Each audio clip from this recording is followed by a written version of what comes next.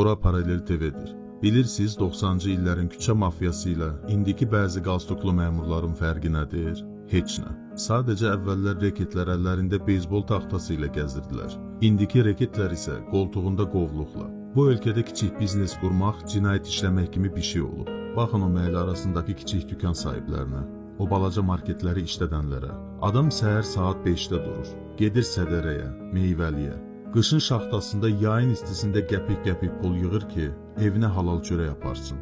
Kürəyi ağrıyır, canı çıxır, amma kimsəyə boyun əymir. Amma ayın sonu gələn kimi basqın başlayır. Biri gəlir vergidən, biri gəlir icradan, o biri sanitaridən. Mən Paralel TV efirində o qalstuklu reketlərə səslənirəm. Qapıdan girən kimi salam əvəzinə gözünüz niyə birbaşa kassanın içinə baxır? Siz dövlətsiz, yoxsa xərac yığan lotu? Niyə gücünüz ancaq o kasıb dükkançıya çatır? O yazıq sahibkarın qazandığı 3-5 manatı göz dikmisiniz? Niyə gedib ölkənin qanını soran, monopoliyanı əlində saxlayan böyük şəbəkələri yoxlamırsınız? Çünki onların arxasında özünüz boyda dayı-dayılar durur. Gücünüz ancaq arxası olmayan, halal çörək qazanan kasıba çatır. Bu xalqın qanını sormağı dayandırın. O insanların balasının boğazından kəsib sizə verdiyi hər qəpik sizin haramınızdır. Bu millət sizin şəxsi bankomatınız deyil.